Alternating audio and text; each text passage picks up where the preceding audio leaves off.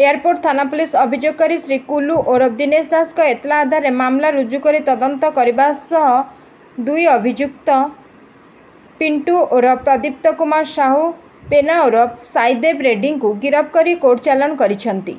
सूचनाजोग्य अभियोगकारी जनक कारगिल बस्ती अंतर्गत केलासाही रुहति। से गत 19/5/2024 तारिख राति कारगिल बस्ती अंतर्गत त्रिनाथ मंडप निकट में बसुवा बेले दुई अभियुक्त सेठारे पहुंची तांकु 4000 टंका दादाबटी बाबद को देवा लगी निर्देश देते।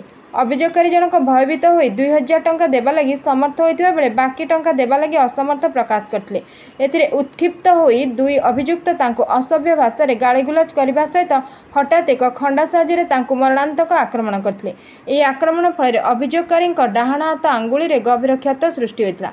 अभियोगकारी अभियोग पर पुलिस ए मामलार तदंत करने सह विश्वस्त सूत्ररू सूचना पाई पलासपल्ली ओभरब्रिज और पोखरीपुट अंचल अतर्कित चढ़ाऊ कर दुई अभियुक्त को काबू कर सक्षम होता बेले सेमानक निकटरू घटना व्यवहृत एक खंडा और 2000 टंका जबत करते। पचरा उचरा बेले उभय अभियुक्त निजर दोष स्वीकार करते।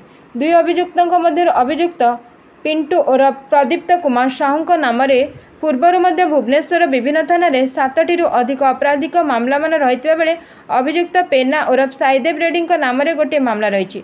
बर्तमान मामलार अधिक तदंत चालू रही। Bureau report Ekamra news agency.